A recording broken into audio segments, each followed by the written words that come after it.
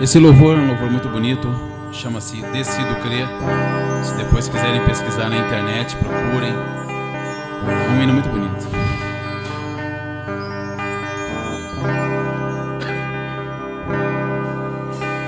Eu já te vi fazer tantos milagres, mas em minha tempestade não te vejo aqui. Minhas forças já se foram e o que eu sei parece não servir, mas não vou desistir. E de repente, em meio à tempestade, te vejo de uma forma que eu nunca vi. Tua voz me diz: não temas, creia, filho, eu estou aqui. Vem ao meu encontro, eu irei, pois confio em ti. Decido crer que o teu poder pode me fazer andar por sobre as águas. Decido crer neste poder que transforma a tempestade em milagre.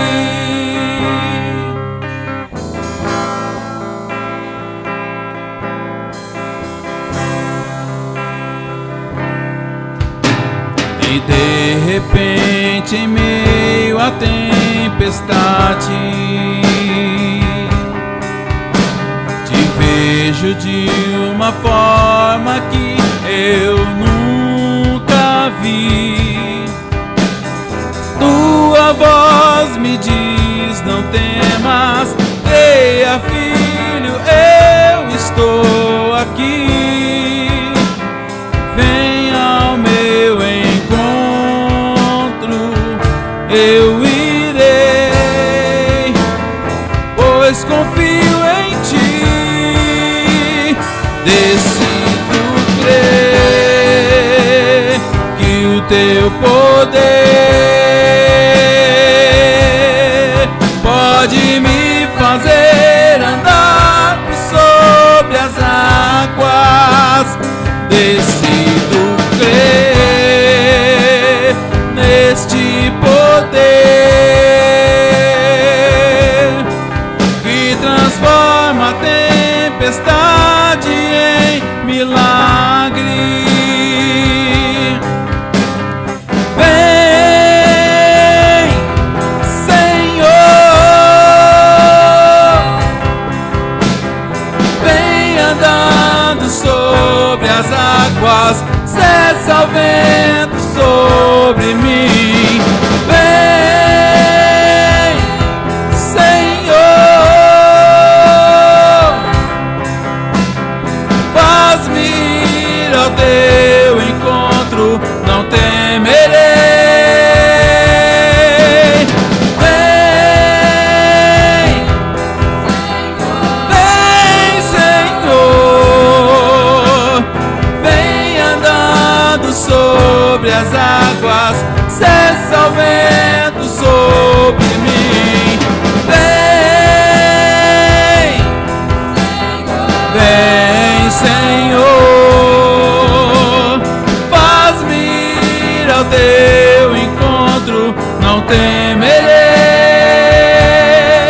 pois o poder da tua presença mudará o ambiente ao meu redor.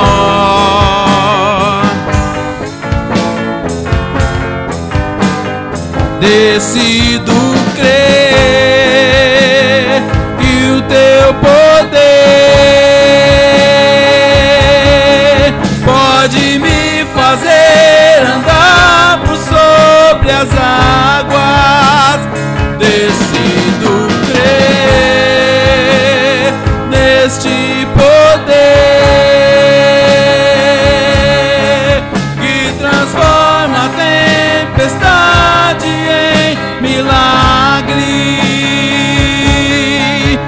o poder da tua presença mudará o ambiente ao meu redor.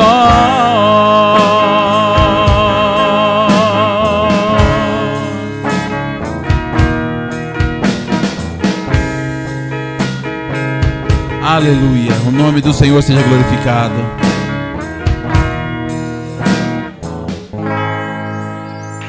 Glória a Deus, aleluia. Santo é o Senhor. Hoje de manhã, quando eu encerrava mais um dia de oração, eu li esta palavra e eu queria ler novamente com a igreja. Pode se sentar, igreja.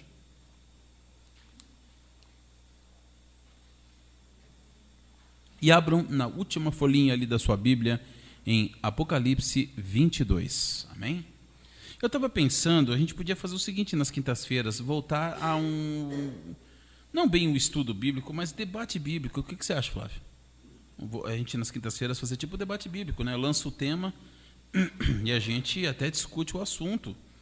E aí, vocês que estiverem na internet, que também quiserem participar, manda ali a mensagem, participando das questões bíblicas, né? Dúvidas também.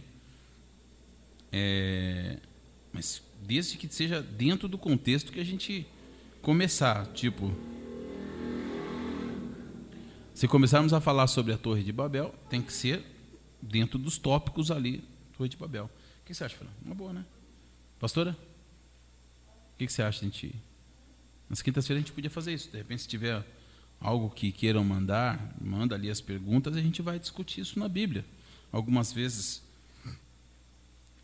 vão ser possíveis certos assuntos na hora, outros vamos ter que fazer em pausas, mas fato que dá para fazer. Amém? Bom, Apocalipse 22, o povo de Deus encontrou, diga amém? Amém.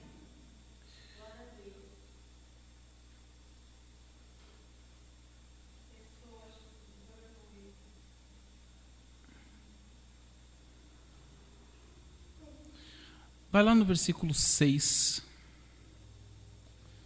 E nós vamos ler do 6 em diante, que diz assim: Disse-me, Apocalipse 22, versículo 6. Amém? Apocalipse 22, versículo 6, diz assim: Disse-me, estas palavras são fiéis e verdadeiras.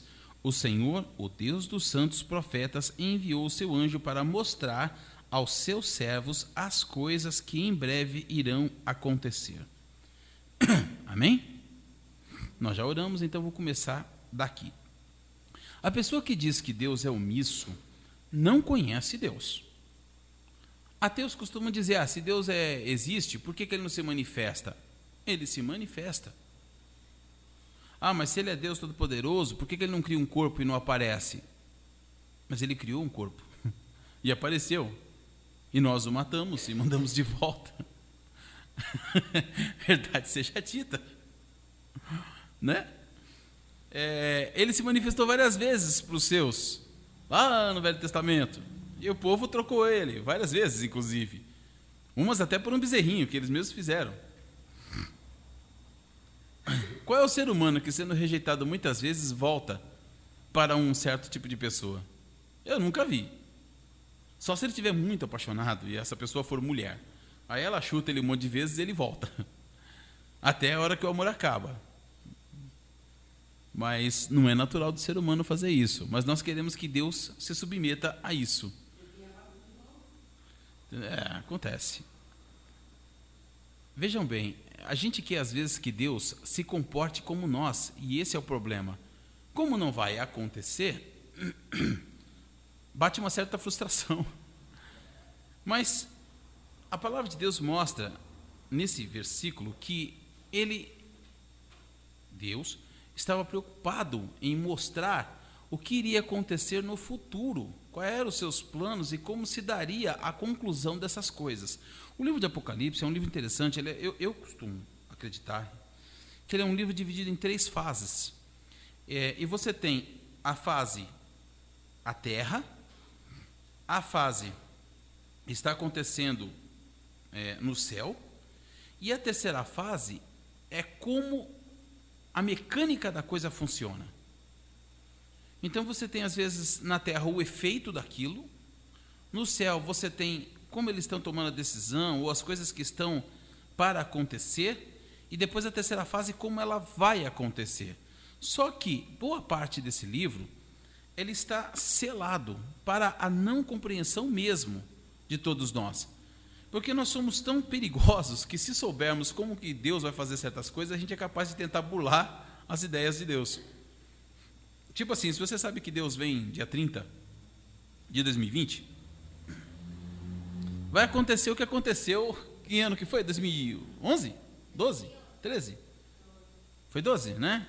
Que o mundo ia acabar, segundo o anúncio de muitos, e aí muita gente correu e foi lá tentar construir casa no além, sei lá aonde. Então, o ser humano ele é maluco. E justamente por essa insanidade que nos rodeia, que é natural da gente, Deus não pode mostrar tudo que Ele é, o que Ele sabe. Mas há uma preocupação de Deus em que os seus servos, aqueles que o seguem, saibam o que há de acontecer. Não em todos os detalhes, mas aos poucos nos é revelado. Então o versículo continua. 7. Eis que venho em breve, bem-aventurado aquele que guarda as palavras da profecia deste livro. Por que esse em breve nunca acontece, né? Às vezes você fala, Deus vem em breve. Os apóstolos falavam desse breve como se fosse o dia seguinte. E muita gente pirou naquela época, literalmente falando. E o breve não chegou. E aí continuou breve, e o breve nada. Gente, se você for lá no livro de Gênesis, você vai encontrar que Deus fez o mundo em 7 dias. 6, na verdade. O 7º ele descansou. Mas muita gente fala, não, mas a Terra tem bilhões de anos. De novo, o ser humano tentando pensar como Deus. Não vai, não adianta. Vamos se ater à nossa mente pequena, vamos se contentar com isso, toca a vida. Mas se você quiser pensar um pouco, a Bíblia fala que um dia para Deus é como 1000 anos. Mas 1000 anos de quê? 1000 anos do homem? 1000 anos de Deus? O tempo, na visão de Deus, é muito diferente da gente. E se você parar para pensar, Deus está muito tempo à frente da gente. Daí o porquê Ele faz o teu amanhã. Muita gente não entende esse complexo que é o Deus fazer o meu amanhã. Mas veja bem, se eu estou no teu futuro e eu sei que você está no passado, eu posso fazer algo no futuro para que o teu presente seja o meu passado. Entenderam essa doideira? Se você não entendeu, paciência, é o que eu tentei explicar. Mente pequena, mente de Deus. Mas é mais ou menos isso. Deus está à frente do nosso tempo. Por isso somos tão atrasados em relação a Ele. Mas isso não quer dizer que há alienígenas? Não tem nada a ver com alienígenas. Não vamos viajar nesse universo que não é por aí o caminho. Nós estamos falando de Deus estar à frente do nosso tempo, até a sua mente estar à frente do nosso tempo.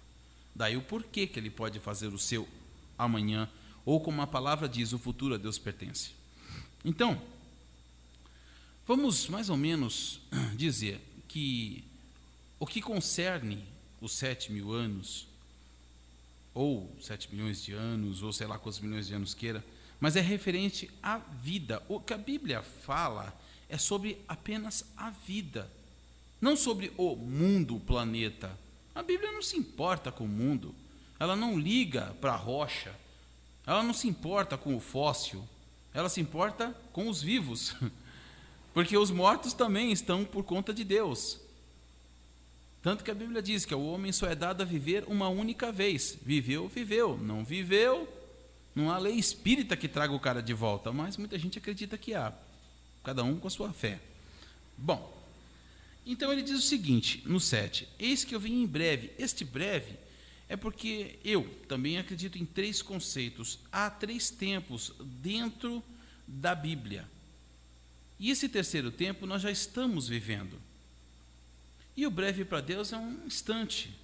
Mas para nós é muito tempo. Daí o porquê que às vezes a gente tenta interpretar certas coisas ao pé da letra, e aí vem a frustração.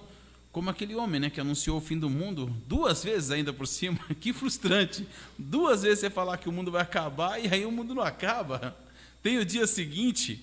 Mais frustrante ainda é você dar o dinheiro, se livrar de tudo e falar, ufa, né, o mundo vai acabar hoje, amanhã não tenho impostos. Dia seguinte vem o carteiro te trazer as cartas de conta. Isso é chato demais. Mas acontece. 8. Eu, João, sou aquele que vi e ouvi estas coisas. Havendo-as ouvido e visto, prostrei-me aos pés do anjo que me mostrava estas coisas para o adorar. Mas ele disse-me, olha, não faças tal, porque sou conservo teu e de teus irmãos, os profetas, e dos que guardam a palavra deste livro. Adora a Deus. Esses 2 versículos são cruciais, porque tem certas pessoas que eu acho que tem um parafuso meio frouxo. E eu já expliquei isso aqui na igreja, né? Tem gente que realmente não bate bem, não. Tem um pé de jirico na cabeça. E aí o que acontece? Ah, porque os anjos, eu tenho anjos protetores. Aí faz oração para os anjos. Ó, meu anjo que não sei o quê, vem me proteger. É até bonitinho, é tudo rimadinho, né? Ó, anjo que é meu, não sei o que me valeu. Sei lá, coisas do gênero. Essas coisas assim. Então, o que acontece? Tem gente que é adorador de anjo. O problema é que anjo não faz nada. Nada mesmo. Ah, mas e o anjo da guarda? Ele só te guarda porque Deus mandou. Se Deus não mandasse, meu amigo, ele cruzava o braço. E você estava bem arranjado na história. Não tem anjo que guarda. Não tem anjo que faz nada. Veja, o próprio anjo diz, eu sou conservo. Quer dizer, eu estou aqui para servi-los, não para ser adorado. E muita gente vê às vezes a mão de anjo socorrendo, fazendo certas coisas, e de novo voltamos à pequena cabecinha do ser humano. Ah, meu Deus, eu vi um anjo, pronto, já caí em adoração, vamos montar templo aos anjos, vamos montar uma estátua grande com as asas abertas, é meu anjo protetor. Aí tem gente que sabe até o nome de anjo que protege, muito louco, uma vez eu vi isso na televisão. Hoje é segunda, hoje é o dia do anjo fulano que me protege. Terça, é o anjo cicrano. Eu imagino quando o cara vai para a zona. O que o anjo não chega depois batendo ponto no final do dia e fala, rapaz, você não sabe onde aquela pessoa me levou hoje. Não rola, não rola. Não pensa que o anjo vai com você em tudo quanto é lugar. Ele não vai. Se você anda com Deus, Ele está com você, porque você vai andar naquilo que é prudente, naquilo que é bom e são. Se você não é, você costuma entrar em lugares que não pertence o Senhor, olha, nem implorando o anjo entra com você. Por isso que tem certas pessoas que vão a certos eventos muito interessantes, e no dia seguinte você liga o jornal e está lá, morreram 3, 4, 2, bala perdida. Então não confunda as coisas. E não é a primeira vez que as pessoas veem anjos e tentam adorar. Como não é a primeira vez que os anjos dizem, opa, freia, não me adora não. Mas sempre o ser humano tenta fazer por onde adorar. Por quê? De novo aquela história, o ser humano gosta de viver adorando tudo e todos. Mas adorar a Deus nem pensar, porque Deus exige mais do que adoração. Ele exige obediência, e obediência é o que o ser humano não quer dar.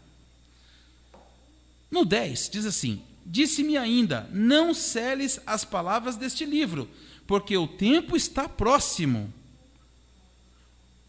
Quando ele disse não selar, ele quis dizer, não escreva em mistério, não esconda estas palavras dos teus irmãos, porque eles precisam saber o que há de acontecer. Então, Deus não está escondendo o jogo, como muita gente diz. Agora, nós é que gostamos de esconder de Deus os nossos atos, como se pudéssemos. 11. Quem é injusto, faça injustiça ainda. E quem está sujo, suje-se ainda. E quem é justo, faça justiça ainda. E quem é santo, seja santificado ainda. Em algumas Bíblias está santifique-se mais.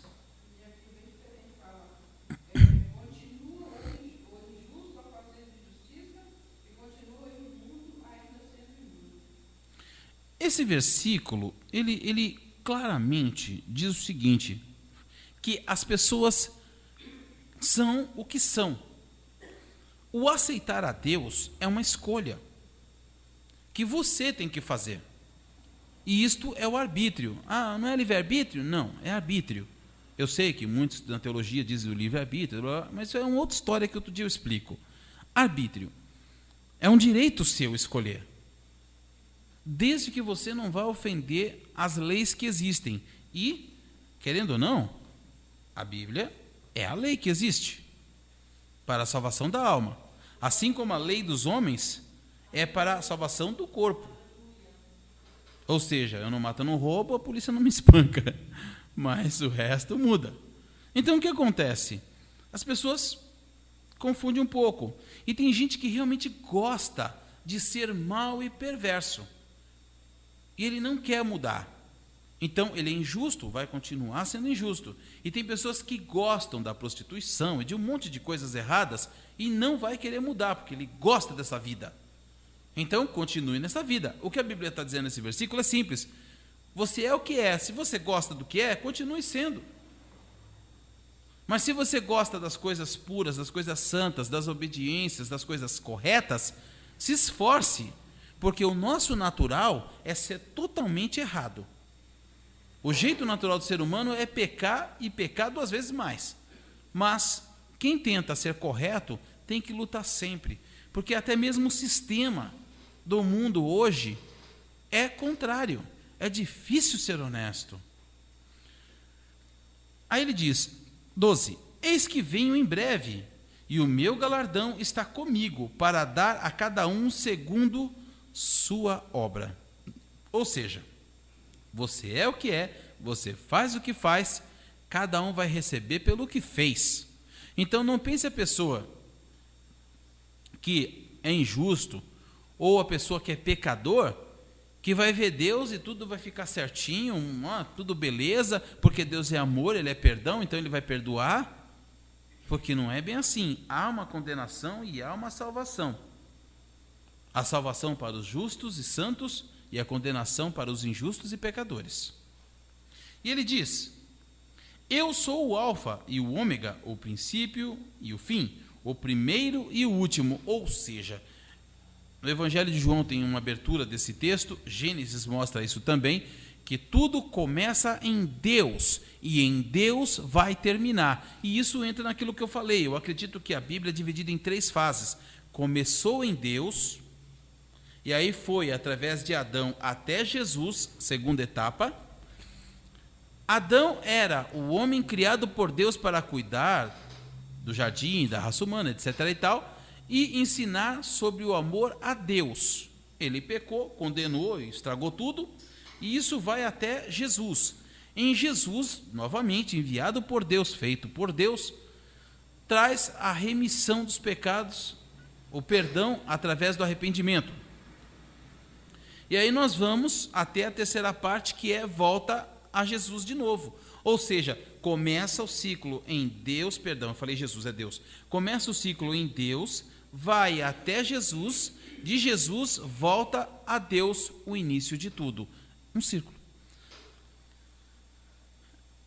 No 14 diz, bem-aventurados aqueles que lavam suas vestes no sangue do Cordeiro, para que tenham direito à árvore da vida e possam entrar na cidade pelas portas. Ou seja, o versículo 14 faz total ênfase a Jesus.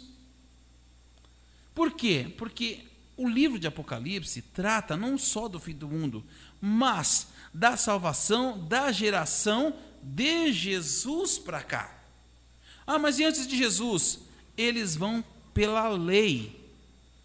É uma outra visão. Veja, Deus a Jesus, eles vão se entender com Deus. Jesus para Deus, nós vamos a Deus através de Jesus. Por isso Jesus diz, ninguém vai ao Pai se não for por mim.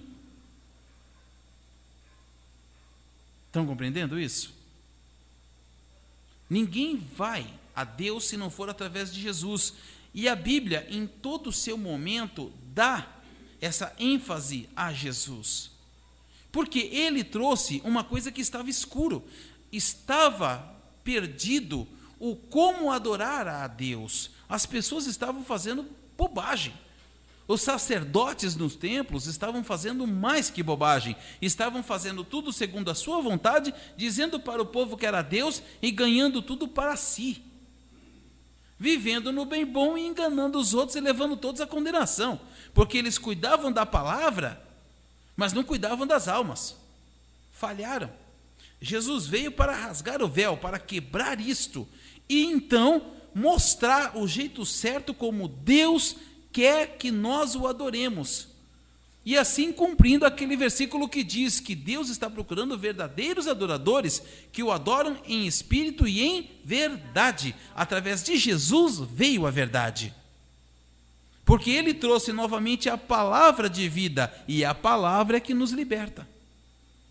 E quem ordenou as palavras senão Deus? Ou seja, o tempo todo Deus está cuidando do mundo e cuidando dos seus filhos.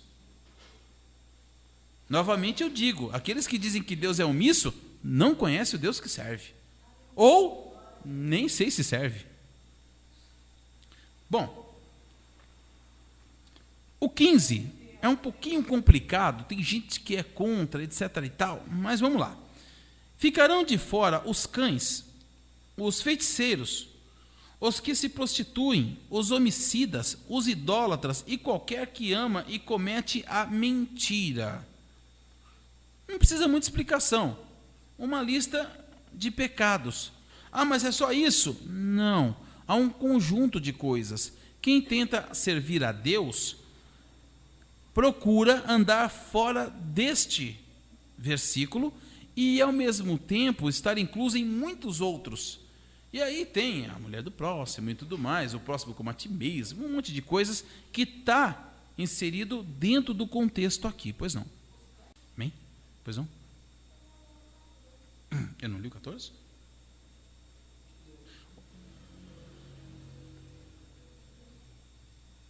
Não, eu acho que... Eu não li o 14, gente? Perdão, desculpa. Então deixa eu ler o 14. Bem-aventurado aqueles que lavam suas vestes no sangue do Cordeiro. Ué, mas eu li sim, expliquei. Eu só não expliquei, só não continuei depois da vírgula.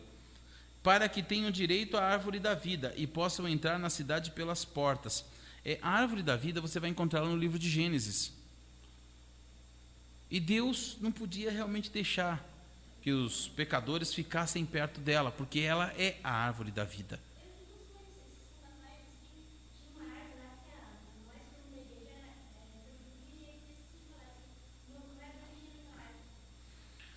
Aquela árvore não é realmente para aqueles que pecaram. Então ela está protegida. Ela existe? Existe.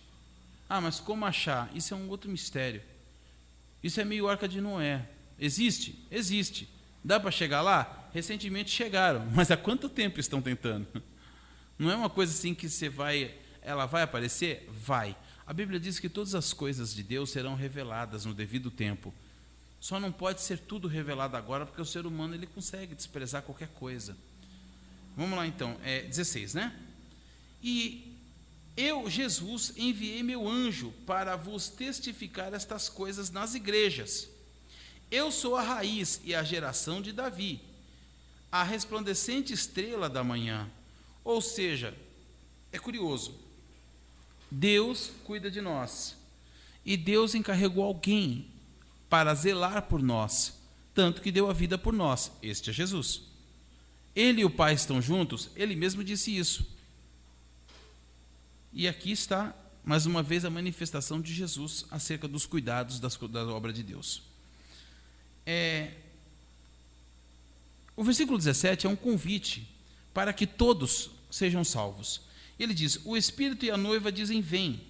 Quem ouve, diga, vem. Quem tem sede, venha, e quem quiser, receba de graça a água da vida. Porque eu testifico a todos, eu testifico a todo aquele que ouvir as palavras da profecia deste livro, que, se alguém lhes acrescentar alguma coisa, Deus fará vir sobre ele as pragas que estão escritas neste livro. E se alguém tirar quaisquer palavras do livro desta profecia, Deus tirará sua parte da árvore da vida e da cidade santa, que estão escritas neste livro. Ou seja, isso é um aviso, não distorça, não mude o que está escrito na palavra de Deus, mas principalmente sobre as profecias do fim. Devemos ficar preocupados com as profecias, quando que vai se cumprir? Não, não devemos. Nós devemos servir a Deus. Você tem que salvar a sua alma, você tem que cuidar dela, dia após dia, fazer tudo certinho. E o que acontece? Com o tempo, Deus vai revelar o seu trabalho. Quando chegar perto da hora do arrebatamento, acreditem, todos saberão que realmente o tempo está chegando, porque não será escondido de ninguém isso. Mas como muita gente não vai crer em Deus, mesmo que tivesse escrito no outdoor na estrada, ninguém ligaria. E isto está ligado ao tempo do fim. O amor está morrendo. Logo as pessoas estão deixando de ter fé. Sem fé fica difícil crer. Por mais que tenha uma placa dizendo perigo, a pessoa vai dizer, não, eu já vi essa placa várias vezes. Pode continuar indo em frente. Só que dessa vez vai ter o abismo e a pessoa vai cair dentro. Pois não?